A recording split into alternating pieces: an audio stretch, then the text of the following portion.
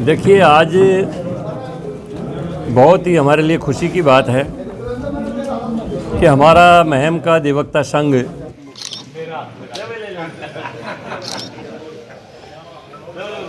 आओ जी प्रधान जी, आओ धर्मवीर जी, आओ मेरे भाई, दिलों की धड़कनें, आओ।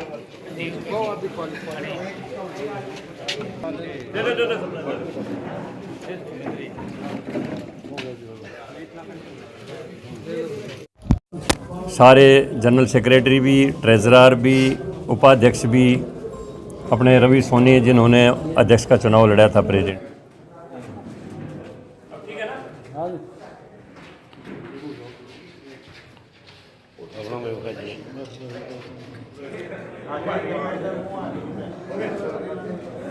प्रेसिडेंट का उनके नेतृत्व में सारे के सारे हमारे भाई जितने भी अधिवक्ता हैं यहाँ पर आज हिंदुस्तान के प्रधानमंत्री नरेंद्र भाई मोदी जी की नीतियों में विश्वास करते हुए, भारतीय जनता पार्टी की विचारधारा को अपनाते हुए, हमारे यशस्वी मुख्यमंत्री श्री नायब सिंह सैनी जी की कार्यशैली के कायल होते हुए, उनकी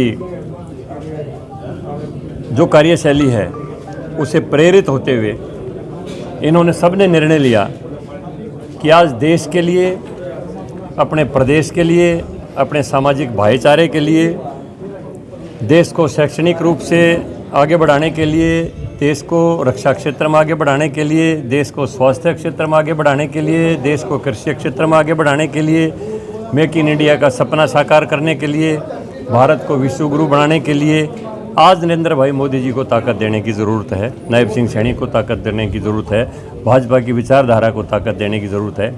और इन्होंने अपने मन से, हृदय से संकल्प लिया कि हम भारतीय जनता पार्टी की विचारधारा के साथ जुड़ के और महम के अंदर जो आज तक कभी कमल का फूल नहीं खिला है, आगामी भविष्य में महम के अंदर भी कमल का फूल खिलाने के लिए तन मन धन से, अपने हृदय की गहराइयों से कोशिश करके सभी लोग एकजुट जो है ना, मेहनत के साथ महम के अंदर भी कमल का फूल खिलाएंगे। आगे से महम में भी जो हमारा प्रतिनिधि होगा वो भारतीय जनता पार्टी होगा। इस संकल्प के साथ पूरे अधिवक्ता संघ ने आज ये निर्णय लिया है। तो मैं अपने भारतीय जनता पार्टी के एक सीनियर नेता होने के नाते और भारत के ऊपरी सदन का सदस्य होने के नाते और यहाँ पर महम में क्योंकि मेरा गृह क्षेत्र है, यहाँ का प्रतिनिधित्व होने के नाते मैं इनका सबका बहुत ही हृदय की गहराइयों से स्वागत करता हूँ। और भारत के प्रधानमंत्री की तरफ से, भारत के अन्य हमारा जो नेतृत्व है पार्टी के संगठन की तरफ से, हरियाणा प्रदेश के अध्यक्ष और मुख्यमंत्री की तरफ से, हमारे तमाम महम की जो यूनिट है, महेंद्र संतस्ता, सतीश दास जी और भाई अजीत जी, जो सारे जितने हमारे पुराने कार्यकर्ता हैं, उन सब की तरफ से मैं इनका सबका स्वागत करता हूँ और उम्मीद करता हूँ कि इन सब के आने से हमारी पार्टी को बहुत बड़ा बल मिलेगा।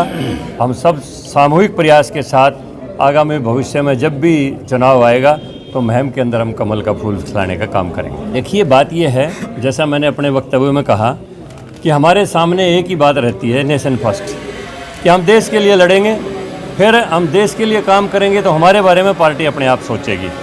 मैंने अपनी ज़िंदगी में कभी टिकट नहीं मांगी, कभी कोई पद नहीं मांगा। घर में चारपाई पर सोते हुए मेरे पास फ़ोन आए हैं कि आपको टिकट दे रहे हैं, आपको चेयरमैन बना रहे हैं, आपको राज्यसभा का मेंबर बना रहे हैं। तो यहाँ पर कोई मांगने की ज़रूरत नहीं है, एक संकल्प के साथ जुट जाएंगे।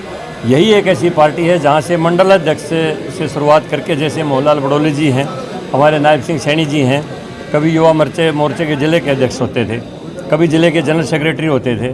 मोहनलाल बड़ौली जी प्रदेश में मंडल अध्यक्ष होते थे अपने मंडल में, और आज वो प्रदेश के अध्यक्ष हैं। नायब सिंह सैनी जी मुख्यमंत्री हैं। मनोहर लाल जी कभी रोहतक ज़िले में प्रचारक होते थे। आज 9.5 साल तक प्रदेश की कुर्सी के ऊपर हरियाणा प्रदेश का विकास करते हुए आज केंद्र में सबसे ताकतवर मुख्यमंत्री हैं, ऊर्जा और शहरी विकास मंत्री हैं। और इसी तरह मोदी जी भी यहाँ पर हरियाणा के अंदर प्रभारी रहे हैं। चेतक स्कूटर के ऊपर हरियाणा की गलियों में उन्होंने एक गाँव, घर घर तक उन्होंने गए हैं। आज वो विश्व के सबसे मैं कह सकता हूँ कि जिसको सबसे ज़्यादा एक गौरवशाली नेता के रूप में पूरे विश्व में माना जाता है, आज उस पद के ऊपर हैं। हिंदुस्तान के सबसे बड़े लोकतंत्र के वो प्रहरी हैं, प्रधानमंत्री हैं। तो ये पार्टी ऐसी है, इसमें निष्ठा के साथ लग जाओ, फिर उसके बारे में बहुत सी आंखें ऐसी हैं जो उसके कार्यशैली को देखती रहती हैं और उसको उपयुक्त पद अपने आप मिल जाता है, उसको कोई मांगने की ज़रूरत नहीं रहती। सांसद जी, महम हल्के के विकास कार्यों की जिम्मेदारी आपके ऊपर आन पड़ी है, तो क्या कहना चाहोगे? हम सब की सामूहिक जिम्मेदारी है और मैं रोज़ाना जब भी, जैसे अब सदन चल रहा है तो अब 3 दिन की छुट्टी है, तो मैं अभी बड़म्बा गांव से आया हूं और अभी गिरावड़ गांव में जा रहा हूं। हर शनिवार को, इतवार को जब भी समय मिलता है और जब सदन नहीं होता तो बिना शनिवार इतवार भी रोज़ाना यहाँ पर पहले अटेंड करता हूँ, लोगों के दुख दर्द सुनता हूँ, उनके लिए अधिकारियों से फ़ोन करता हूँ, उनके कामों की पूरी पैरवी करता हूँ और फिर उसके बाद गांव में जाके खुद जाके उनकी दुख सुख की जानकारी लेते हैं। जो भी गांव में गली की समस्या है, गोरी की समस्या है, कोई पानी की समस्या है, सारी जानकारी लेके अधिकारियों तक पहुंचाते हैं। और कितनी ही मैंने, जैसे सेम की समस्या सामान्य से मैंने ख़त्म करवा दी, मैंने वहाँ अजायब से ख़त्म करवा दी और अभी बड़म्बा का एस्टीमेट सारा पास करवा दिया जितने क्षेत्र में सेम आती थी, और खरकड़ा में भी हमने उसका सारा बजट दे दिया है। और कितने हमारी गलियाँ कच्ची थी वो भी सारी बनवा दी, कुछ चौपालों के काम हुए हैं, कम्युनिटी सेंटर किए हुए हैं। गांव में कहीं बूस्टर ख़राब था, कहीं मोटर जली हुई थी, वो सारी व्यवस्थाएं मैं जो रोज़ाना जैसे जैसे मेरे ध्यान में आती है, रोज़ाना उनको समस्याओं का समाधान करने के लिए हम दिनों रात लगे हुए हैं। और यही हमारा मुख्यमंत्री जी की तरफ से आदेश है कि आप जो भी जनहित की आते हैं उनको समस्याओं को नोट कर पहुंचाते रहे।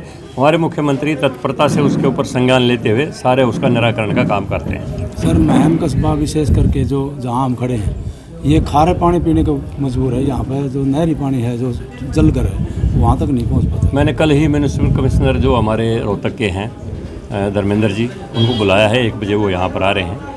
पहले रांगी साहब को बुलवाया था, उन्होंने कुछ सारी की सारा स्थिति का मूल्यांकन किया था, लेकिन अचानक उनका तबादला हो गया, वो पानीपत चले गए अगले दूसरे तीसरे दिन। अब ये नए आए हैं, तो मैं कल ही उनसे मिला था। हम वहाँ पर गए थे, जो अपने राम अवतार वाल्मीकि जी का जो पदग्रहण समारोह था, तो वहाँ पर मैंने उनसे कहा था कि आप आइए, तो उन्होंने कल का समय दिया है। और जहाँ पर भी सीवरेज की समस्या है, पानी की समस्या है, वो सारा हमने कहा कि इसकी प्लानिंग तैयार करो, फिर मुख्यमंत्री जी को बुला के जितना भी बजट चाहिए जगह एक बार एस्टीमेट तैयार हो जाए तो धीरे धीरे हर एक समस्या का समाधान हो जाएगा।